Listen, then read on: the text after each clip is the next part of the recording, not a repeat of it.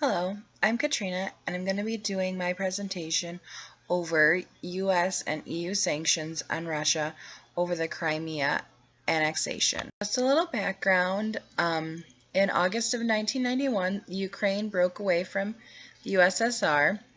90% of the Ukrainian citizens voted for independence, including 56% of the people in Crimea. The USSR ceased to exist in December of 1991 after the Ukraine, Belarus, and Russia decided to become independent. And the Ukraine is situated from the map, you can see it, between Russia and the EU. Because Ukraine sits between EU and Russia, they're torn between the two often. The eastern part of Ukraine still has close ties to Russia, and Crimea does as well, with 77% of their people still speaking Russian. In 2013, the EU offered the Ukraine a buyout of $15 billion. They were going to accept it, but instead accepted a similar buyout from Russia. This bailout led to protesting in the streets and from people who were not supportive of the Russian bailout. The president became very angry and ended up sending out troops who ended up killing some of the protesters, which in turn led to his ousting and them bringing into power a president that was less supportive of Russian control.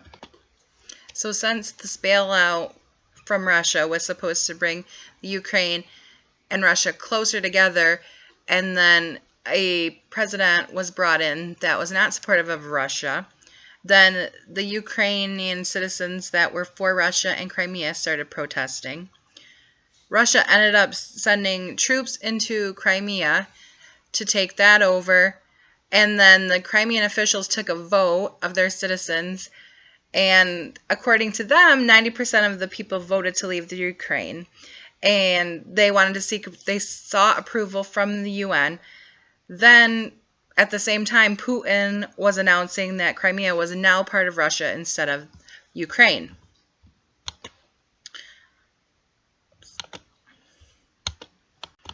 So before US and EU sanctions, and also in addition to, there were some sanctions between Ukraine and Russia. Ukraine suspended military cooperation with Russia. Russia banned agricultural imports from the Ukraine.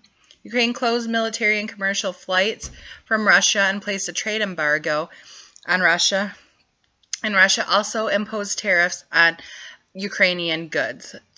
So all of these help heighten the tensions between the two, even before the EU and US became involved.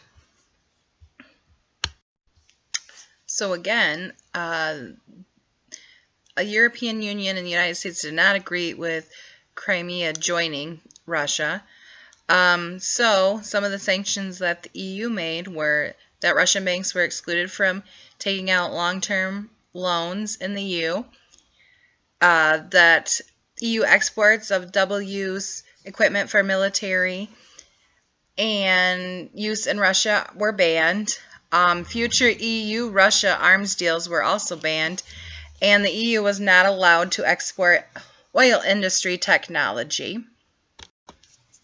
The US has made sanctions of their own that are similar to the EU ones. The US has banned exports of services and technologies to the Russian states. That includes oil firms engaged in Arctic and deepwater exploration. They also created a list of government officials and separatists and froze their U.S. assets so they don't have access to them. They have also imposed travel bans of their own and have blocked access to long-term loans as well. All in all, the EU and U.S. have created sanctions against 149 individuals and 38 entities. So what we want to know in the end is, did these sanctions that the US and EU use actually negatively impact the Russian economy? And the answer is yes. The ruble's value has dropped by 20% and it's now one of the worst currencies in the world. Their interest rates have gone from 10% to 17%, and their inflation rate can go up as high as 10%. This all leads to their credit rating going down because of the interest rates, the inflation rate, and their currency being devalued.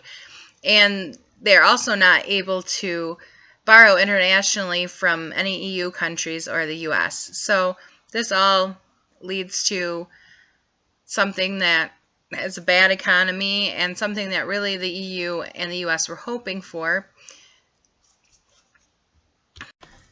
Here are some additional links for further reading about the EU and US sanctions on Russia. And I hope you enjoyed my presentation. Thank you.